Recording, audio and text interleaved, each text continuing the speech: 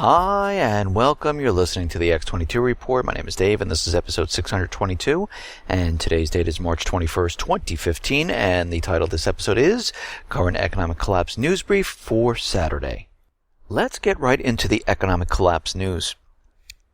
We understand that the United States government, central bankers, and Europe, they've been placing sanctions on Russia because they're involved in Ukraine and they better back off or we're going to continually place sanctions on them. And these sanctions are really there to provoke Russia into doing something.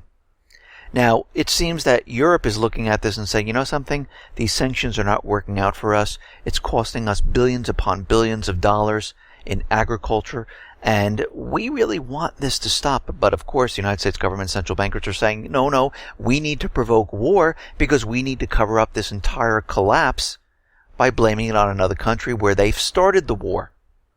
And we can see Russia is out there saying, listen, we're ready to remove this ban on agricultural products. And you know what? We're going to give certain countries top priority when this occurs. And these countries are Greece, Cyprus, and Hungary. And we can see why they picked these countries. Because they've made agreements with them. Economical and military agreements. And Russia right now will begin inspecting livestock farming facilities in all of these countries starting April 6th.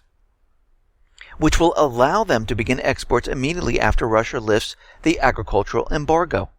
The new inspections right now are going to be in accordance with the Eurasian Union rules.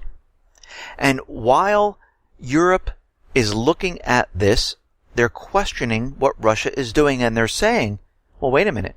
Why do these countries get top priority? France, Germany, Italy, they're all out there saying, well, we want you to inspect us because if you lift the ban, we would like to supply you with the agricultural products. But of course, Russia is looking at the situation and saying, you know what? We have agreements with these countries. I mean, Greece is looking at Russia right now. Putin extended his hand saying, listen, if you exit the Eurozone, we will lift the ban.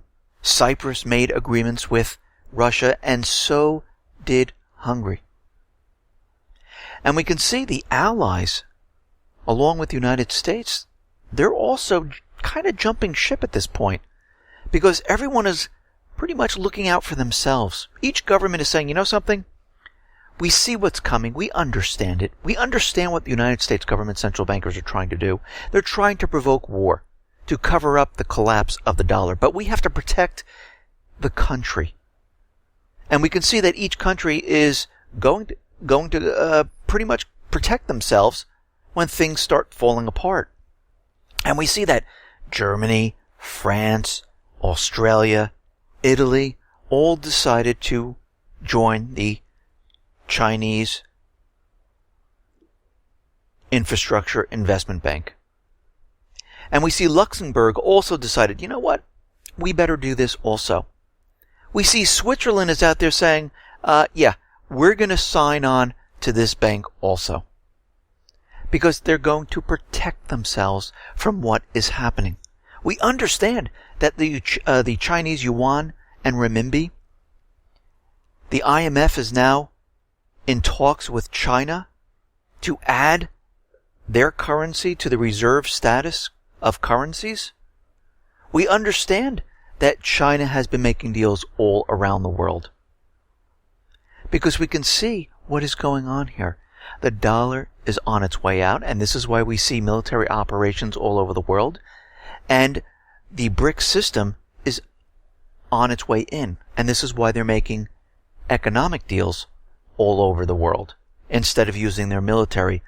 And whenever a nation is trying to protect their dying currency, they use military force everywhere just to keep it where it is until they can get a war started to cover up the entire thing. And as these countries go down the tubes, because the whole thing is falling apart, I mean, Europe is still falling apart. The United States is falling apart. Everything is collapsing.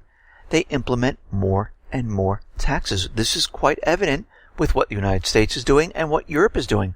One of the newest taxes that they've created is in Italy. And it kind of sounds like a joke, but what's scary about this, it's serious.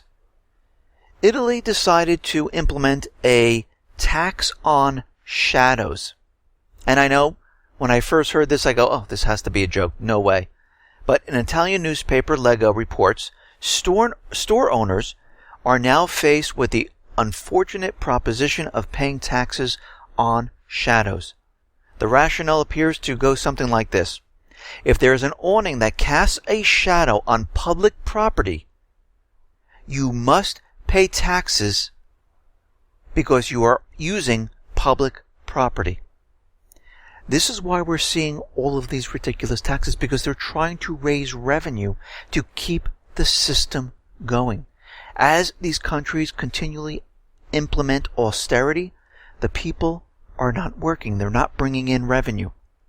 So they need to find revenue in other areas. The United States is doing this with Obamacare, with FATCA.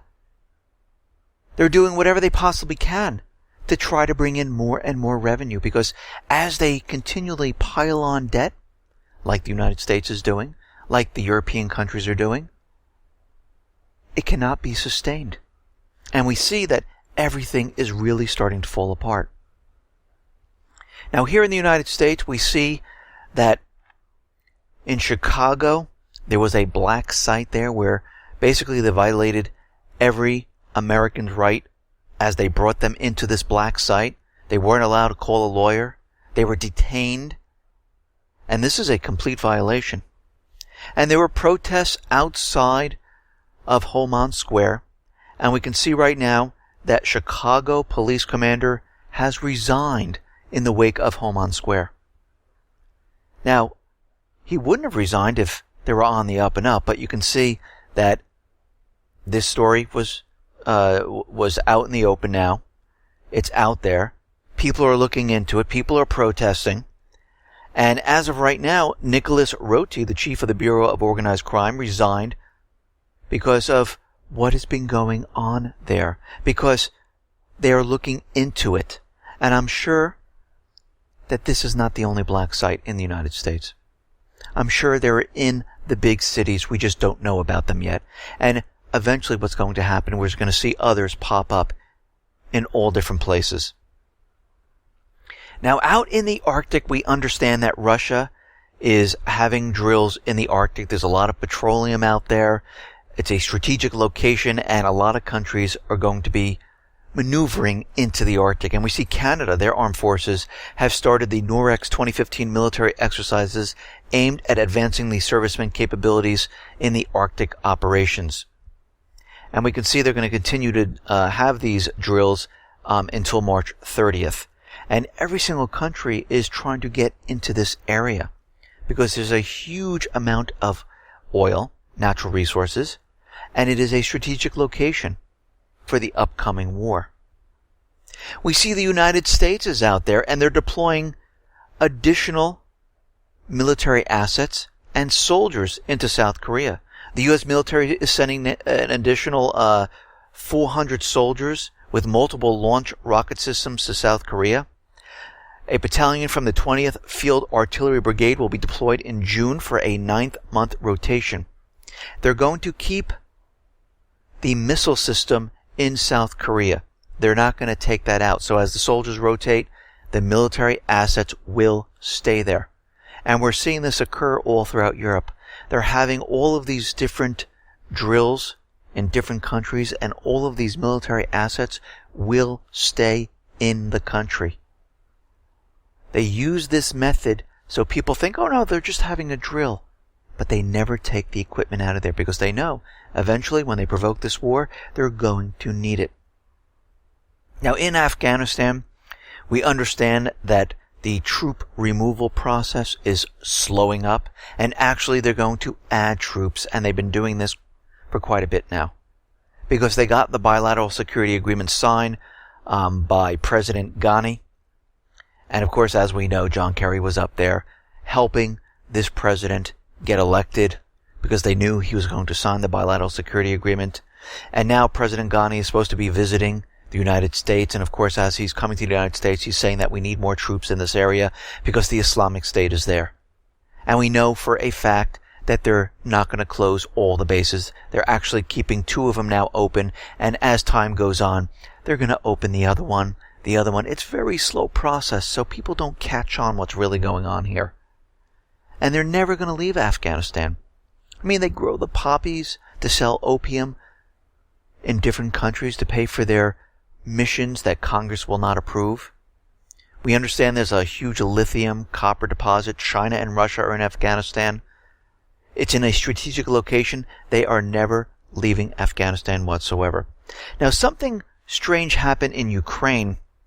Ukrainian security services, their agents detained and blindfolded, handcuffed, and hooded an OSC monitor in the Kiev-controlled city of Kramatorsk in eastern Ukraine. I guess they're getting their training from United States police, because as we know, they have advisors there training the police forces in Ukraine. And they realized, oh my God, we just took an OSCE agent. And eventually they let him go. But we can see their tactics and what they're doing here.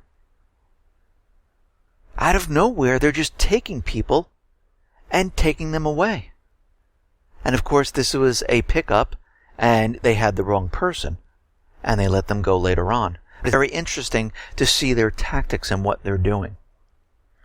Now, the LPR leader is saying, listen, this Minsk agreement, Kiev is violating it all over the place. Yatsenyuk says we're going to be resuming war once again.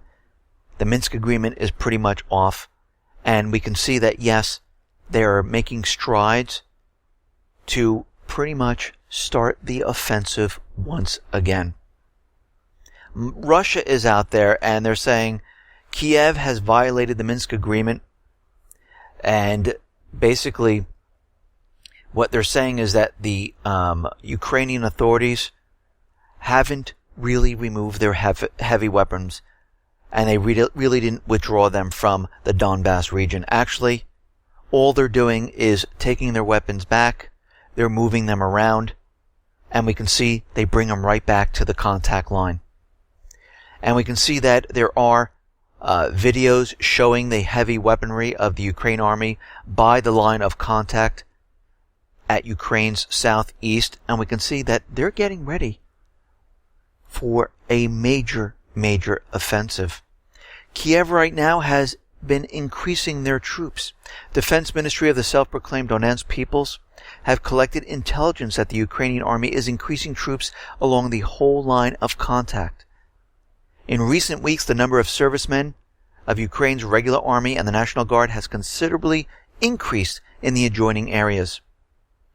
And they're seeing weapons being supplied. These are weapons they've never seen before. So where are they getting them from?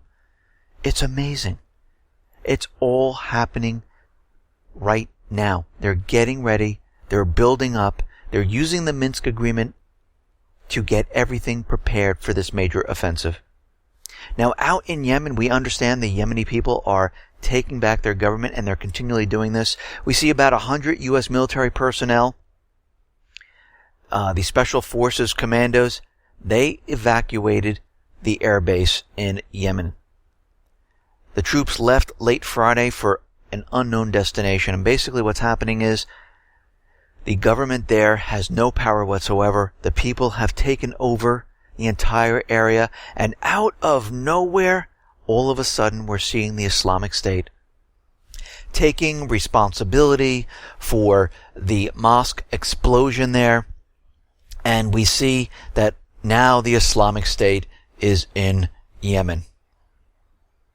And it's just amazing. The timing is so perfect. And as we know, the authorization for war allows the United States to go wherever the Islamic State is. And Washington is out there because, as we know, the Islamic State is in Libya. And Washington before was saying, well, we don't really know if they really have a stronghold in Libya. But as they were selling, the people of Libya selling the oil, not using the US dollar, we see the story out of Washington is now changing. Washington is voicing strong concerns over the growing influence of the Islamic State in the country. The U.S. State Department says that between 1,000 to 3,000 militants in Libya are now fighting for the Islamic State. And of course, the Islamic State trained those people who blew up, who had the gun battle in Tunisia. They came right out of Libya. And we can see they're getting ready for a major offensive in Libya. They're having the puppet government and whatever's left of their armed forces fire and fly into Tripoli to get rid of the people and the new government. And this is all being done right now because they can't have the people sell the oil using the dollar. And this is why we see the European countries like England, France saying, listen, we will stop any tanker that leaves the Libyan area and we will bring it back to port.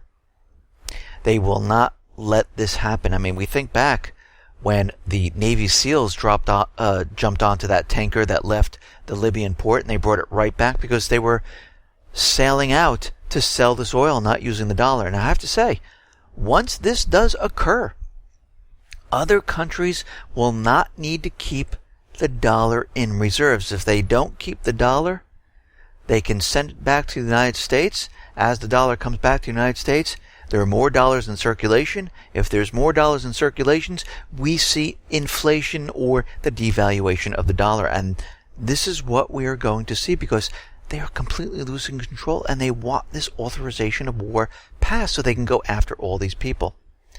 Now, as we know, we've been reporting that the United States government central bankers, they use the Islamic State as a proxy army, along with UK, Israel, and other countries. And Iraq has shown photographs, videos of U.S. planes dropping the supplies, and they keep saying, it's a mistake, it's a mistake. Iraq also wiretapped the Islamic State, and they picked up the communications between the United States and Iraq. Well, there is more evidence out there right now. We also see U.S. Special Forces.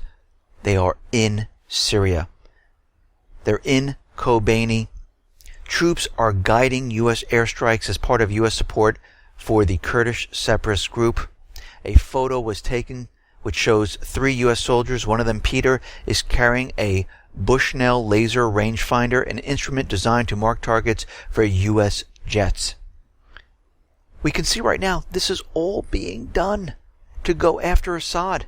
It makes no sense that the United States, the UK, Australia, and other countries, which with incredible technology and the ability to bomb the area, the Islamic State was able to expand their area in Syria 3 times from when they started bombing the area. It makes no sense.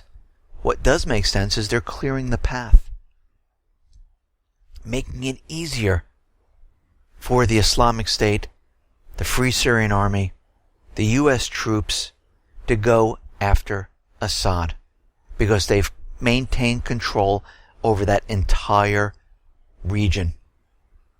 And things are really starting to heat up around the world. We understand that Putin, with other nations like Kyrgyzstan, Armenia, Uzbekistan, they started the Eurasian Union. And right now, Washington has sent Victoria Nuland to Armenia to organize a color revolution or a coup there. Richard Miles as ambassador to Kyrgyzstan to do the same there. And Pamela Spratlin as ambassador to Uzbekistan to purchase that government's allegiance away from Russia. The result would be a breakup the Collective Security Treaty Organization and present Russia and China with destabilization where they can least afford it. Remember, all of these countries are part of the Eurasian Union. They signed on at different times. Uzbekistan joined in 2006. Armenia, Kyrgyzstan joined on October of 2014 and December of 2014, and it went live January of 2015. and they're out there to stop this. So we're going to see regime change in all of these countries, in Russia, in China, Venezuela, Brazil, Argentina, because they understand they need to stop this system. The system that is not aligned with the private Western central bank system. And this is exactly what they're doing at this point, because you have to remember, all those countries that do not go along with the private Western central bank system is now the enemy of Europe and the United States government. And the players are always the same, and we can see this is what is happening, and they're going to try to provoke war. I would not be surprised if war is provoked by the end of this year or the beginning of next year, because it seems like they're trying harder and harder to do this. Because if all other methods fail, they will push it as hard as they possibly can, and if these countries do not react to the provoking, they will use what's called a false flag. They will make it look like these countries attacked, when actually it was the United States that set the whole thing up. Listen, everyone, thanks a lot for listening. Be well, be safe, and especially be prepared. Thanks a lot.